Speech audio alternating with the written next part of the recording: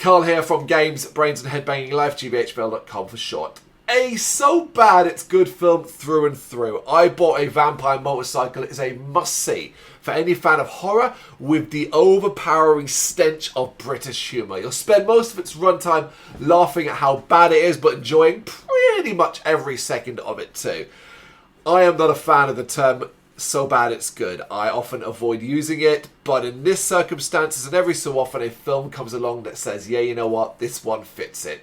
And I'm saying that about this film. Directed by Dirk Campbell from a screenplay by Michael Miller and John Wolskill. I Bought a Vampire Motorcycle is set in Birmingham. Stars Neil Morrissey pre-Men Behaving Badly. He plays Noddy. And it focuses on a motorbike with a really dark history.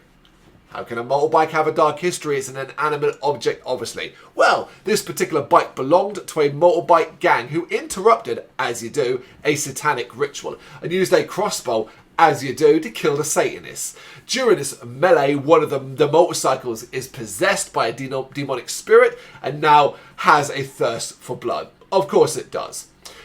It gets damaged during the chaos, which results in it ending up being dumped and resulting in a garage getting hold of it. That's when Noddy comes along, sees it, falls in love with it, enamored with it to a degree, hypnotized if you want, and he wants to buy it and fix it up. It is a gorgeous machine after all. That is until the sun goes down. If you're thinking, rightfully so, that this is absurd, you'd be right. But in the end, a vampire motorcycle might actually be the most sensible thing about this film. Most good motorcycles run on gasoline. This is a bad motorcycle. It runs on blood. Unfortunately, the bike's previous owner is now dead. £1.5 a bit heavy for a crashed bike. Ah, the bike's not been crashed. The last owner didn't die on it. Had an accident with a crossbow. Nick Oddy is the machine's new legal owner, but he will never have true possession of it because it's already possessed by someone or something else. Perhaps he should have suspected something when his best friend was found horribly murdered. I have to tell you, it's not very pleasant. That's Buzzer all right. I'd know his head anywhere. Humour that alternates between wry Britishness, trauma-style gross-out and brain-dead silliness. This really isn't a film for everyone, that is for sure. In particular, if you want a coherent story, a tight pace and some semblance of sense, this is all stuff lacking in I Bought a Vampire Motorcycle. You probably shouldn't waste your time.